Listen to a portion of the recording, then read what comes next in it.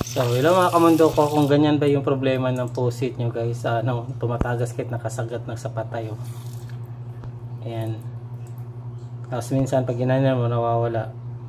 Pero ang problema dyan, minsan nagaganyan tapos maabutan ng umaga, yan ang tataas yung bill natin ng tubig. Ayan minsan ganyan. So, papalitan natin siya ng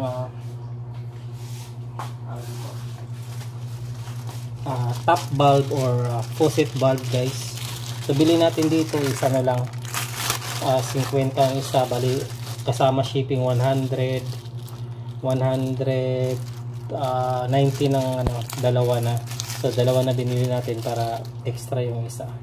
So ito yung papalit natin. So sa pagpalit, buksan lang natin tong taas banda dito kasi nandito yung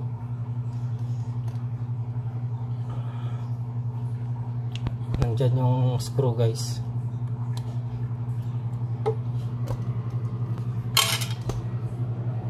Yan, kinalawang na, sana mabuksan pa.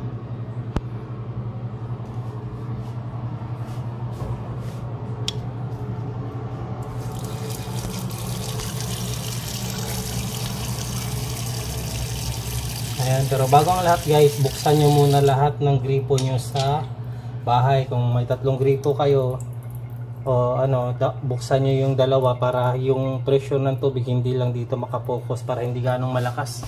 So on ko muna yung faucet namin sa may CR.